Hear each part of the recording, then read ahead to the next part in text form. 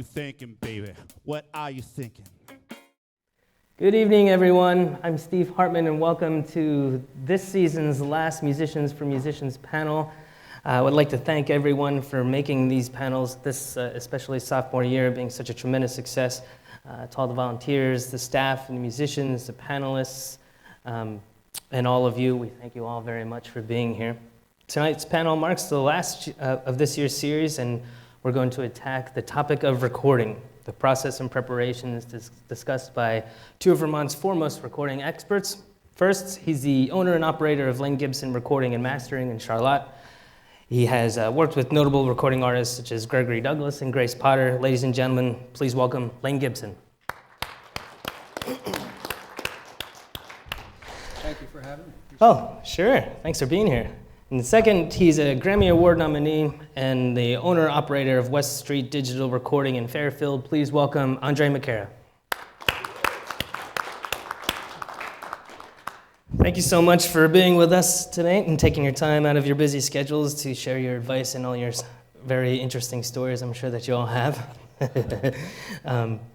We all know that there are a million different ways to skin the same cat, and even though we all have our own style of doing what we do, I'm not entirely convinced that that's the same when applying to recording. Can either of you shed some light on any standard practices and procedures and steps in the recording process? I'll start, I guess. Sure. Can you hear me okay? Yeah. Is this thing on? Is this thing on? Well, it all starts usually with a phone call. We'll get a call from a client or an artist, and it's our job to find out exactly, who they are as an artist, what type of music they do, what their goals are musically. If they're trying to do a CD project, are they trying to do a demo project, and we tailor our approach to that.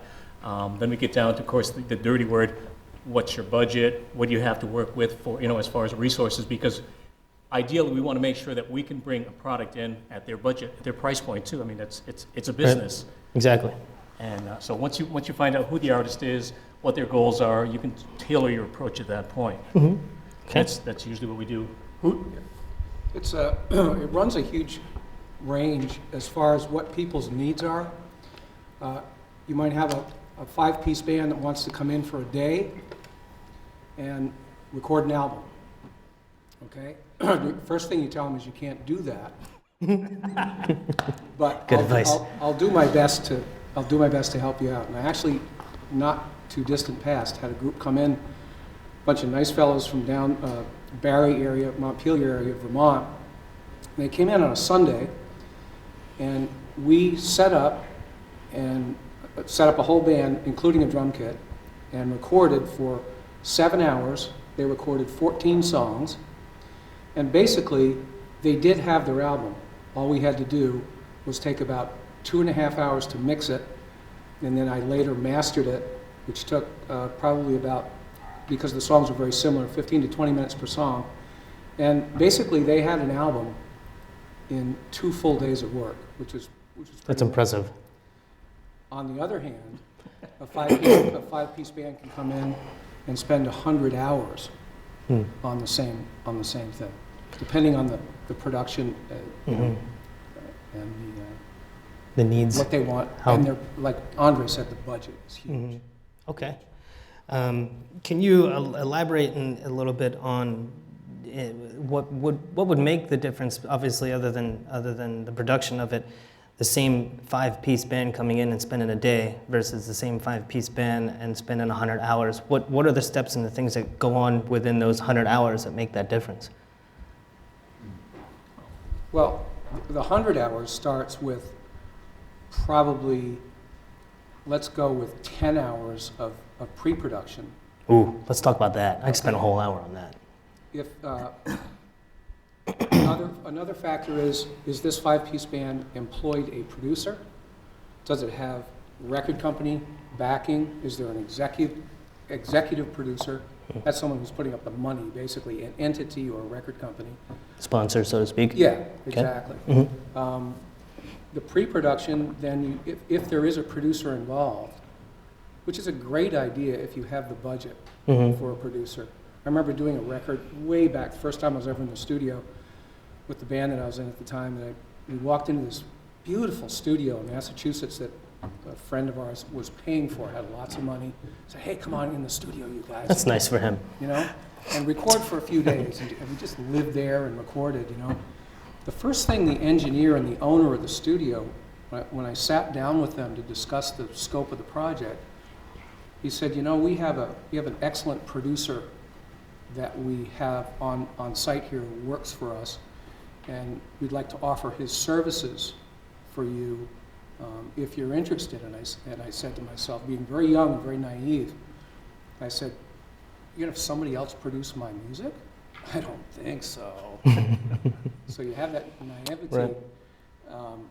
My point is, a producer is a good thing. A producer is a manager who oversees the entire operation from start to finish and really helps the project along. Mm-hmm.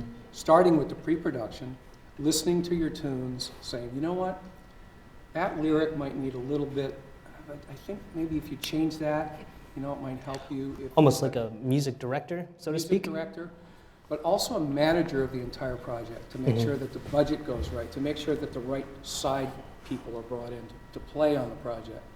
Make sure that the time frame is there, make sure that the schedule is made with the studio, make sure everybody's there on time, make sure that all the ducks are in a row, because if you don't have that person, you'll often have basically free-for-all in the studio. And then somebody in the band has to take the responsibility of being the Yeah. guy that is bossing everybody else around, and it Right. creates an uncomfortable dynamic within the context of the band. So it's nice to have a referee, so to Yeah, speak, yeah. somebody that can say, yeah, that's good, but maybe it could be better, you know, without necessarily hurting anybody's feelings, you know, not taking sides because, you know, you're really out to make the project better. You're not forwarding necessarily your agenda as part of the band. Yeah, good point. And oftentimes, Andre and I are put in the position, whether we like it or not, to take on more of that role than sometimes is comfortable. As the engineer? As the engineer. That's interesting. Because in order for us to be the best engineers we can be, you know, we want to keep that hat on and not share that with another hat that we go, well, you know, now I'm splitting my focus into two Right. different areas, which is going to make me a less efficient engineer because of it. You know, so producer is a producer, whether it's a good friend who is you respect musically, could be that. You know what I mean? Your best fan, pretty much. Yeah, but someone who knows music and you trust musically. Right. You know, so you work with that person at the pre-production level where you work on arrangements. You work on, no, we shouldn't go to the bridge there. We should do a verse, chorus, verse. Then we'll go to the bridge. Let's not bother. You know, you arrange the songs so they make sense. So pre-production's a lot of stuff that we as artists and band members and such like that are things specifically we do before we even step inside a studio. I think, yeah, it's part of the evolution as the Practicing. songwriting process goes on. Pre-production often gets overlooked before going to the studio because what you're doing is ostensibly you're pre-producing the song as the song evolves to the point where it is as you're prepared to go in the studio. So you think you've done your due diligence in pre-producing the song, but one thing I'd suggest is always record yourself, record your rehearsals, listen back, because more often than not, and I'm sure Lane's heard this too, you're doing that during that part?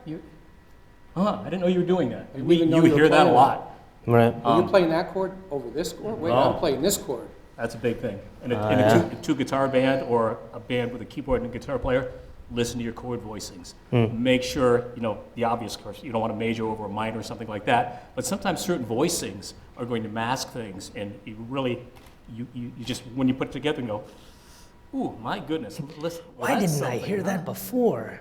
That's a jazz chord. Yeah. It happens a lot, and what happens is on studio time, when the clock is running and you're paying $50 or $75 or $100 an hour for time, it's not efficient. You want to do that Right. before you even get That was to the my next studio. question. Do you more often than not find that people are wasting more of their money on an hourly basis because they skip this step? Absolutely. Oh, Yeah. certainly. Huge.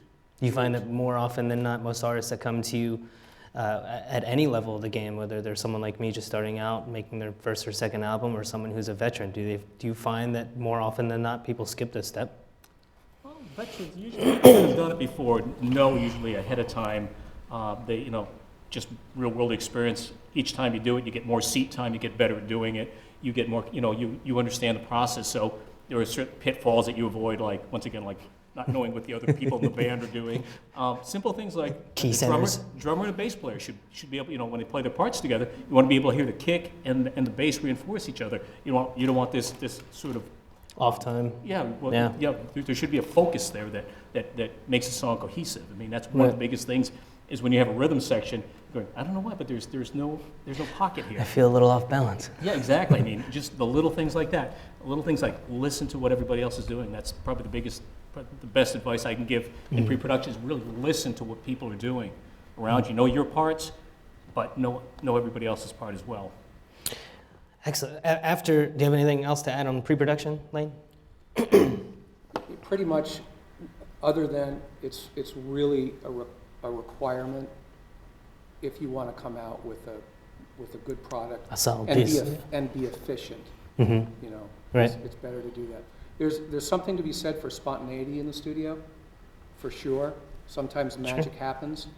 Not it's great when it does like that, but you don't want to see people just spinning their wheels Guessing. and experimenting and It's a shame. I'm a big guesser. That's No, it I'm happens. It happens all the time. And I fake it. some of the best albums that have ever been recorded played half the songs before they got in the studio. Right. Some of the bands. Yeah. Well, another thing as far as preparation is, and we were just talking about this before, is working with a click track. My arch I know nemesis. it's one of those dirty words in the music arch business. nemesis. Oh, man, I'll lose- Who I'll can lose play the to chord. this? It won't have a, yeah. Man, it won't feel like there's no vibe there. There's no groove there. So But I learned from a New York session player when I first started as a session guitarist. There was learning to work with a click. It's just like having somebody in the band with really good timing. You can sit on the front of the beat, you can sit on the back side of the beat, but you always get that sort of, what I always picture, the beat's always like this sine Right. wave, and you can sit on the front side of the hill, on the back side of the hill, and each one has its feel, each one has its own particular view. And there's always a pocket in some way, shape, or form, no matter what side of the beat that you're on. It's an art I have still yet to learn. Yeah, and it's a real skill set to have in your toolbox. The other thing too is, when you're pre-producing the songs, find the magic tempo. Find the tempo in pre-production. That way, when you come into the studio, you're not going, everybody play this song. How fast should this be? You Right. automatically know the tempo, so you can say to your engineer, here's the tempo. Because when you're in the studio, you got nerves, you got adrenaline, a lot of things are flowing, and a lot of things come into play, and you might not necessarily be feeling the song the Right. way you normally would. So if you can do it in a controlled situation, and also because you've been recording your rehearsals, you know exactly the way the song sounds at that tempo. Right. You feel it, and that's I can't overstress that. Yeah, because you're always going to do it too fast. Oh, yeah. It's my If you don't have the click tempo locked in yeah, and it's comfortable, you've heard it played back, like Andre said, you record yourself yeah. in pre-production. You go, yeah, that's the tempo for that song. That's the way we have to do it in the studio. Mm-hmm. I had a band come in and said, we're not going to use a click. They were very, very good rhythmically. They did not have a drummer. Ooh. It was a bluegrass band. They were very, very good tempo-wise. But after the first set of rough mixes, two of the guys in the band came back and said, Lane, I think we ran that a little bit too fast. I said, is the technology available to slow that down? And I said yes and no. It's difficult, and especially difficult to digitally slow down a track. It's easier. Must affect to the tonality and pitch of the vocals if you're slowing it down, at least. Yeah, well, the computer's trying to Fill in holes. fill in Yeah. data that doesn't Right. exist. Where if you're trying to speed it up, it's just cutting out data. It's not filling it Right. in. So it's an easier process if somebody says, "Can we speed that up a little bit without changing the pitch?" This is the computer program can do that. Huh. It's harder to slow it down, and 9 times out of 10, somebody's going to ask you to, "Can we slow that down?" rather than can we speed that up? Whoops. Because they're in a studio and they played it too Right. dang fast. I call it red light syndrome. I have that really bad. Oh, And I it's- hate the damn red Well, we've light. got scientists working around the clock That'd be trying to great. find a cure. A pill would be great It's very, very common. in pill form. Another thing for click track is sometimes we'll have somebody in the band will say, yeah, let's definitely use a click. And I'll have 4 guys in the band say, I don't want to hear the click. Just give the click to the drummer, that's all we need. Worst possible thing you can do. Oh, Everybody needs to hear the reference point, right, because the poor drummer is gonna be chasing everybody around. right. Trying to steer the ship and Yeah. it comes to a break when there's a 4-beat break or something, then everybody comes in like, 3 and 3.5. That's my best one. I hear you. So, what would be the next step after pre-production? Going into the studio and laying it down? Basic tracks. Basic tracks. Are they rough tracks, or do we do rough cut drafts well, that's a funny thing. in pre-production? And yes and no. Okay. Sometimes, we'll sometimes just track a drum track. Sometimes we'll track, I like to track the whole rhythm section because there's some kind of magic that happens there when you have the bass player, the guitar player, everybody, because you're creating this cohesive rhythm track. So I think it's nice to be able, sometimes bands just want to do the drum track. And if we get a good drum track, we're good. So there's no real, this is just the demo part of it because, with recording, I mean, it's not like we're paying for 2-inch tape now. Yeah. We don't have to deal with that expense. We've got electrons, we've got a hard drive, everything, keep every take We and, got plenty of space. Yeah. It's kind of a double-edged sword yeah. because you're not forced to make those early decisions like Right. we were back in the day when Yeah, a you reel don't of have to come in. tape, Right. a reel of tape that lasted 16 minutes cost $150 a reel for the nice. client. So you only get so many tries on it. Mm-hmm. But back to the basic track, like Andre said, I prefer to track 3 or 4 people at a time because of the ensemble feel that you get Right. amongst the players. Ideally, I would say drums, bass, guitar, and reference vocal, or, sometimes three people is usually good and solid and easy to manage. Once you get into 4 or 5 people, it gets more difficult to manage that basic track. But the basic track is of, The song, the instrument the song was born of, guitar or Yeah, piano or something like piano, that. could be Rhythm piano. section, rhythm section. bass player. The objective of the basic track is to get the bass and the drums and the feel of the tune. That's what you want more than anything from the basic track. Yeah, the substructure of the song, basically. Yeah. Once you get the bass and the drums to really feel good and you get a great take, that's the beginning of your foundation. Beyond the pre-production, is a foundation, but Right. now the basic track is the musical foundation of that piece. And if that foundation's not right, once you get to the second floor, it's going to be weak, Right. and you're going to have a danger of it collapsing. Right, good point. Now, if you do an ensemble type recording like that, and I'm just speaking for myself, you have someone like myself and a lot of the solo singer-songwriters or duos that are out there that go in and you do, the ensemble's maybe 2 people deep. You got a guitar, 2 guitars, a piano, vocals, and a backup vocal or a harmony. How do you isolate track by track if you get a good guitar track? Does the vocal bleed? You get a lot of bleed that way? Well, usually, in a situation like that, we track them separately. We get the rhythm instrument down, or, even if we're doing if we're doing acoustic guitar, oftentimes I work with singer-songwriters, so we'll do, when I work with a singer-songwriter, we'll just track in a control room, keep it a little more intimate, and I'll set up a click track where wear headphones, and sometimes they'll sing and play, and then we'll take either the guitar track or the vocal track, and then redo whatever the other track was, Okay. Because there's going to be bleed on an acoustic track. Sometimes we'll just plug directly in a transducer, which I hate on acoustic, but for a scratch track, it's not that Right, critical. that's what I was curious about, is how you scratch track those kind of things. Yeah. Ultimately, they're both scratch tracks when you're doing it together like that, because the guitar is going to be replaced, the vocal will be replaced as well. So basically, as long as it's in time and we can bring in whatever session players I see. the song dictates. That's an interesting approach. It really depends on the artist too. Right.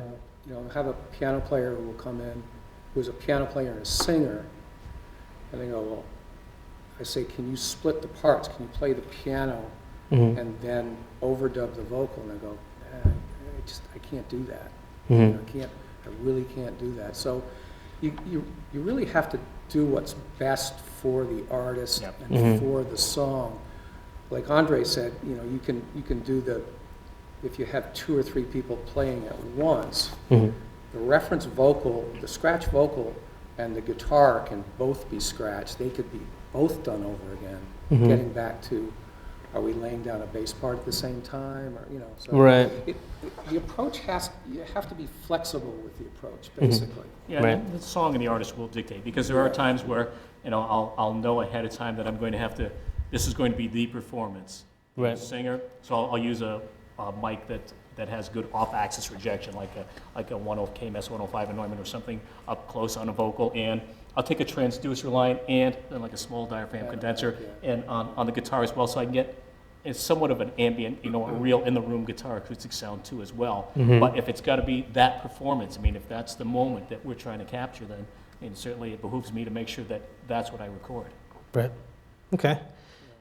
Are there any shortcuts and steps that can be skipped? If so, are there ones that someone should never, ever skip? I think we just covered that no one should skip pre-production. Yeah, well, pre-production could be, like in the case of that 5-piece band that came in and recorded an album in 2 days, Mm-hmm. they rehearsed and played out all the time. Right. They knew those songs like the back of their hands. So Right. that was their pre-production. Mhm. It depends on, do they gig together every night? Do they Right. do they rehearse once a week? Mm-hmm. That kind of thing. Right. That can replace the pre-production, or not replace it, but it's its own form of pre-production. Yeah. So practice. Know your songs. Seat time, we call it. Oh, all right. Being in a seat. Perfect. Are there, and we were talking about this earlier, are there any best and worst recording experiences that you can tell us without saying anyone's name? Steve Hartman? What? Well, every once in a while you get somebody who will have a grandiose plan, and somewhere in the middle of that they run out of talent. That happens sometimes. And I think every engineer, every studio has those people, and you kind of do what you can, and you make it sound as good as you can. We auto-tune. Sometimes auto-tune you have to do it manually because the auto-tune can't even tell what note they're going for. So it gets down to drawing in. I'm laughing because that's going to be me in a couple weeks. That's sort of the worst case scenario. And sometimes you'll get a band in and you have to wear a striped shirt because they're bickering and just trying to being that referee instead of being an engineer or producer. You've got to sort of be Switzerland. And I think probably one of my favorite experiences recently was I grew up as a rock guitar player. I listened to a lot of people like Ritchie Blackmore and Michael Schenker, and I recently played rhythm guitar, and produced a project with one of the singers that worked with Ritchie Blackmore and Michael Wow. Schenker, a gentleman, Graham Bonnet. And as I'm mixing this project, I got the tracks in from Graham was out in LA, he tracked his parts in LA and sent them over to me. So as I'm mixing this, I'm just laughing to myself and smiling the whole time, thinking to myself, hey, that's Graham Bonnet. It's just like That's being great. like a kid in a candy store, just all the people that you grew up listening to. And That's cool. so That that is was- cool. That's and, great. and in fact, we're about to start another project with Graham, so that's Cool. That's huge. Excellent. Lane, good stories, bad stories? well. Lane's had me in the studio, so that No, those are all, That would be a those good are all story. stories. One of the best. It's always a pleasure to have Andre in the studio. He is one of the best. Worst story, I guess worst stories are when the gear breaks down. oh yeah, For us. Theirs or yours? ours. Ours. Because if it's there, That, Yeah. that's- More funny if it's that's theirs. just Really, that's tough. Yeah. computers. Because number one, you got to troubleshoot it while everybody's like, okay. And pretend everything's okay. Right. How are we doing now? An hour later, you're going, knock wood, doesn't happen often, but Mhm. like Andre said, a computer's a computer. Yeah. Electronic gear is electronic gear. Mm-hmm. It, Right. tubes burn out. Right. They, You got Strings tubes in break. your computer? That's your problem. No, Lane. You need one of the new ones. Right. You need to upgrade. That's great. So after you got your basics tracks down, you've done your pre-production, you go in and you lay down your basic tracks, you've scratched this and that, you come out, you now have, 15, 20 tracks that you've just laid down, you're all happy with them. What is the process, or how do you go about deciding what you have to cut? Because as I understand it, a CD will only hold so much data. What is the standard album length or size? You can put up to 80 minutes on a CD now. So, I mean, one of the things that happened over time was, when there were albums, vinyl out there, you'd have about 45 minutes of material. And now that you have 80 minutes, there's a lot of filler on CDs. Let's be honest. You buy any artist CD, there's usually about 2 or 3 good, and that's why the market has changed, where you have individual single downloads, because now the CD is, you've got 14 or 15 songs sometimes on a CD, and 3 of them are good. Excellent point. So, just because, once again, we have this space, we must fill it. Right. That's a good point. Yeah, I always tell, these days, usually a good number, I think is 10 or 11. Mm-hmm. A lot of people do 12, and some do, 16, 17, 18. Mm-hmm. One of my favorite CDs of all time is Hourglass by James Taylor. Taylor. But it's too long for me. It's brilliant. I mean, the whole thing is brilliant, but I'll get to the 12th song. I was raised on vinyl, so I've got that 40-minute Right. brain thing going on, and once I hit an hour, I go, You have to flip it over, and then JT, how about it? Right. We got lives to lead. I've had enough. So I Right. like a 9 or 10 or 11 song presentation. right. But briefly getting back to once you got the basic tracks done, I don't know, one thing we didn't talk about is, how many takes do you do? Ooh, what's the standard? Good point. There's no There standard. isn't any standard, It's a Awesome. feel thing. but Okay. I can tell you, in my experience, tell me, what you think, Andre, is 1, 2, 3, you get 3, you're usually gonna have what you're gonna get. Mm-hmm. It's rarely you're gonna go beyond that into 4, 5, and 6 and get something better. Sometimes you do, but most of the time I would say by the 3rd take. Would you agree with that? Yeah, unless people haven't done pre-production and they're still learning their parts. If they're there's learning, yeah. if there's a situation where every time it goes to the pre-chorus, somebody's going to the wrong chorus, like, oh yeah, Oops. oops. But now, nowadays, of course, we can always just keep playing, because we just need a drum and a bass track. Right. That's a good point. Yeah. Plus the technology is so incredibly powerful Mm-hmm. that if we get, okay, the first half of the second take is awesome, and the second half of the first take is perfect, and it's done with a click track. They go, can we put that together? Sure. Sure, but it'll take 3 seconds. It'll take, Yeah. Right. and it's done. Yeah, It's done, and they go, did you do that? We go, yeah, Yeah. that's what the technology can do. Wow. You Yeah. know, so the technology is extremely powerful, and it's great for musicians because the agony that they used to get put through. To get a back- full solid take. Yeah. Yeah, the drummer was the poor Oh, drummers yeah. were the sweat's pouring down. I can't do this. Let's do this a hi-hat at a time. Yeah, that's one of the biggest advances was when you could punch in drums. Remember that? Yeah. Before that was like, no, the simple tails, nothing will. It's like all of a sudden you can hear a drum punching because you have the overheads. There were so many variables involved in the drum take, because you've got 8 or 10 microphones on a drum kit, and everything's got to line up and to have to punch in and have everything line up and have the cymbals decaying exactly at the same rate. Never happens. Hmm. So now we can do this editing that's just unbelievable. It saves the drummers and the bass players. We can move things in time.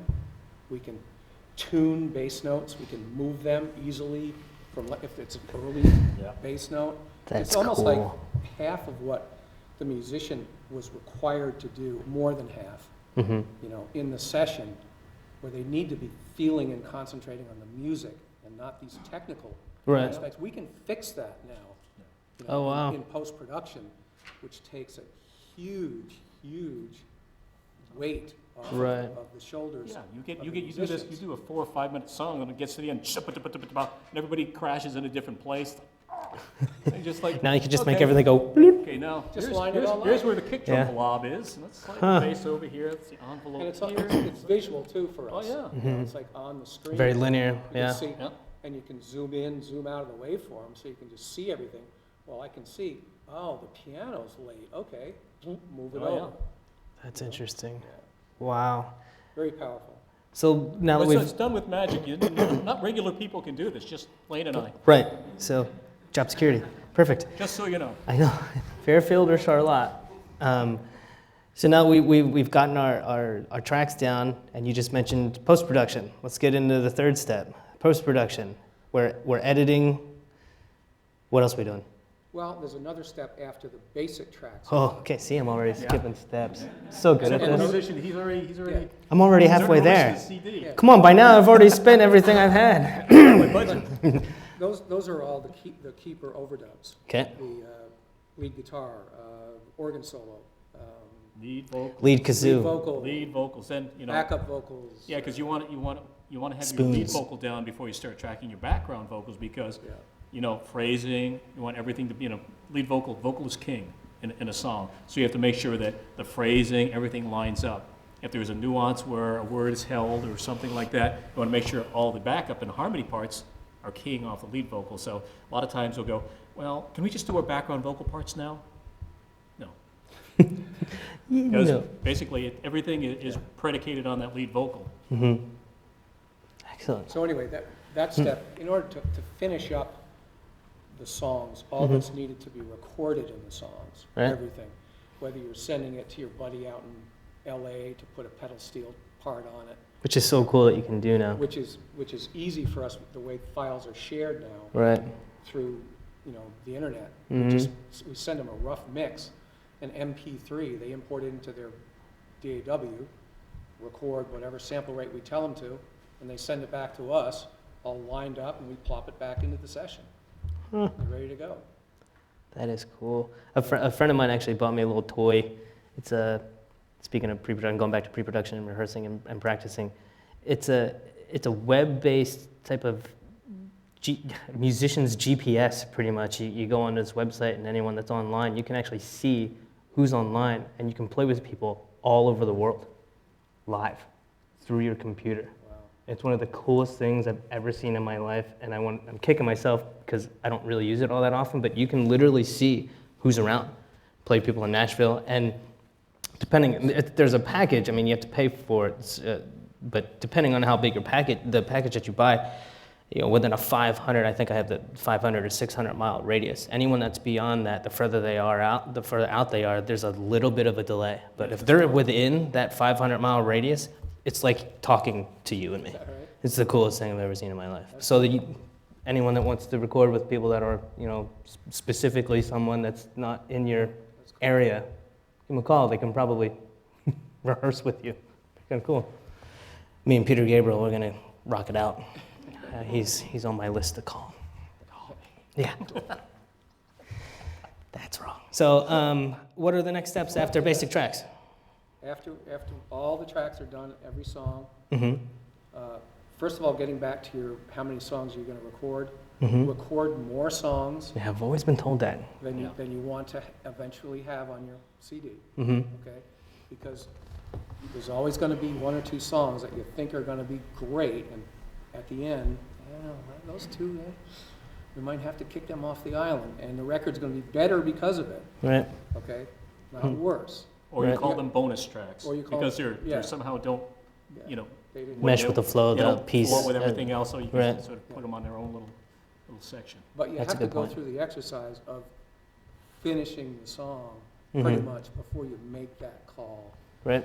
And often, there's sometimes when you get your final order and you go, wow, that song we can't really seem to fit that in here. Yeah. It's okay. But record more than what you need, if you can, Mm-hmm. is the point. Okay. Next step is mixing. Okay, you take all these individual tracks and you mix them together and you try to make them sound great. Do you have the artist be part of that? I Dare I ask I'll- that I'll- question? I'll go first. I believe that it's really good to have the artist there because no matter how proficient an engineer is, there's always going to be a subjective opinion from the artist that's going to be important for us to listen to. Mm-hmm. So in the mix down, I usually ask for one or two representatives from the band if Mhm. there's no producer to be there. But sometimes you're put in the position where you're doing things. I just recently did a record with a guy over in New York, Albany, New York area, who did all the recording on his own, in his own home studio, but he said, I can't mix it, I don't have the room to mix this right. Can I Mhm. send you the files? Sent me all the files electronically. I mixed it in his absence, but then I send him the mixes. He comments, Mhm. says, well, I need a little bit of this here. And you go back and forth. Right. It's a little more tedious, a little more time consuming, but it can be done. Mm-hmm. It's not saying that I don't like mixing on my own, but I think it's better to have the Right. client or the artist or the producer Mm-hmm. present for that stage. So it's more the engineer studio's preference of whether or not they want. Well, I think it's artist by artist too, because Mhm. sometimes, Yeah. you know, we'll be approached by somebody who's heard something that we've done, so they're I looking want for- that. they're looking for our input, or for instance, they'll say, you know, I have a CD that I really like the sound of, whether, you know, Oh, it's some interesting. current artist, and this is the direction we're going for. Mhm. Or they'll send, you know, list of YouTube clips, and, you know, these Hmm. are the artists that we listen to, and oftentimes I'll at least get a ballpark or get close to what I think they're looking for. Of course, then sometimes I'll get a litany of, no, you gotta fix this, and this, Mhm. but, you know, once again, that's fine. Right. There are some engineers that insist Hmm. that the client is not even present for mixes, but usually these are engineers who, you know, have an amazing reputation, or Mhm. and they're just very strict and very, Methodical about what they do. yeah, Right. and they're very protective over Their own brand, really. I mean, Right. how they that's- work, their gear, you know, stuff Mhm. like that. Yeah, which is- that's one of the roles that has developed recently is mixers. You know, Mhm. there used to be, you know, producers. You know, you'd hear, you know, whether it's Roy Thomas Baker or Mutt Lang or somebody as a producer. Now you're hearing about these mixers. You know, mixers who are stars. Chris Lloyd Alge, Tom Lloyd Alge. I mean, there are a bunch of people who are just mixers. Right. Manny Marroquin, Hmm. Moroccan, whatever his name is. I don't know who you're talking about, being honest. But I mean, they're also now they're big stars in the. I know who Mutt Lang is, though. I was actually pretty proud of myself. Everybody I should know who Mutt that Lang is. Mutt Lang's the man. Yeah. Okay, so we're mixing. We're mixing, get those mixes together so everybody's happy, the artist is Mhm. happy, the client's happy, producer's happy, everybody's happy. Mm-hmm. Last step, mastering. Mastering. Mysterious art, but necessary. Mm-hmm. Putting the songs together, making them equal in volume, so when you're listening to it on the radio, you're not going like this, or listen to Yeah. it on your CD player. That's Turn it why up I or keep turn it down. doing that to my own stuff. Yeah, gotta have it mastered. You set the order, the sequence of the songs, you set the Mhm. spacings between the songs.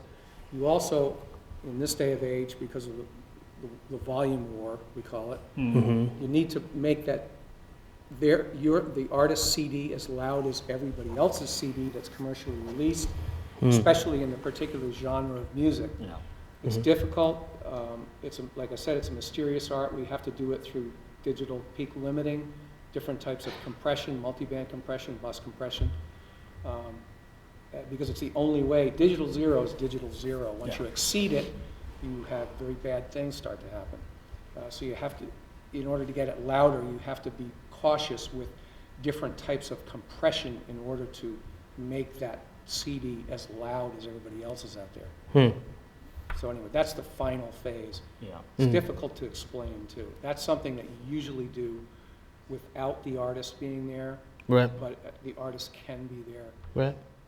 If Okay. you're Donald Fagen, you're going to be there and you're going to argue over a half a dB at 600 hertz, you know. That's funny.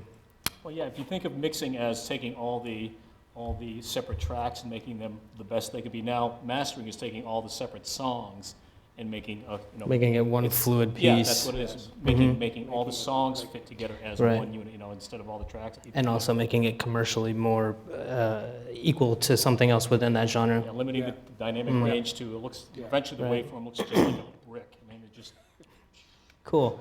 I like making bricks.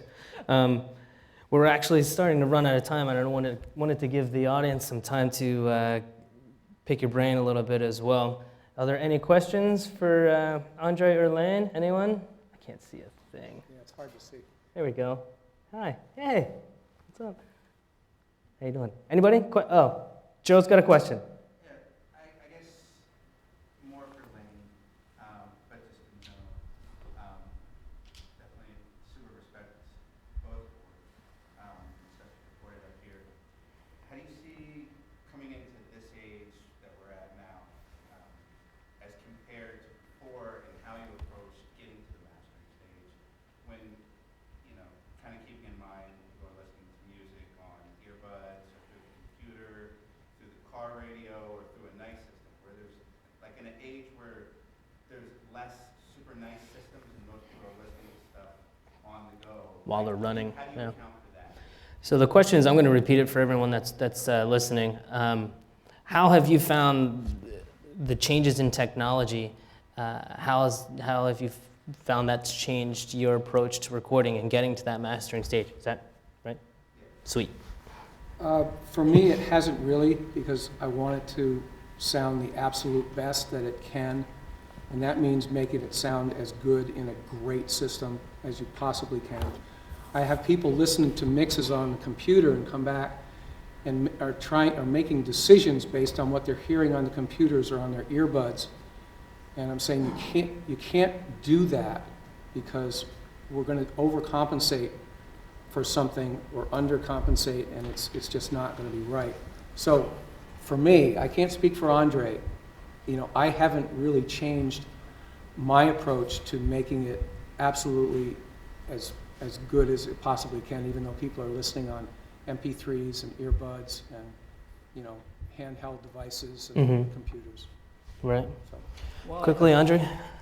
that's one of the hard things about mastering is what you're trying to do is figure out what your end user is going to be listening on. Right. So whether it's going to be a car stereo, and I agree with Lane, try to make it sound as good, but by the same token, I'm always, in the back of my mind, I'm thinking, okay, I'll listen on computer speakers, and hopefully nothing I'm doing to make it sound good will adversely affect Right. in a compromised system. But no, I'm always, in the back of your mind, that's one of those things you have to think about, because ultimately it's the environment people will be listening in. Right.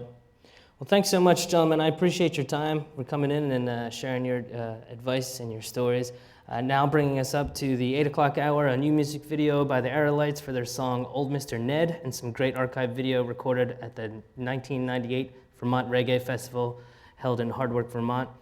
Enjoy, and we'll see you back here around 8 o'clock. Thanks again, Lane, Andre. Take care, guys.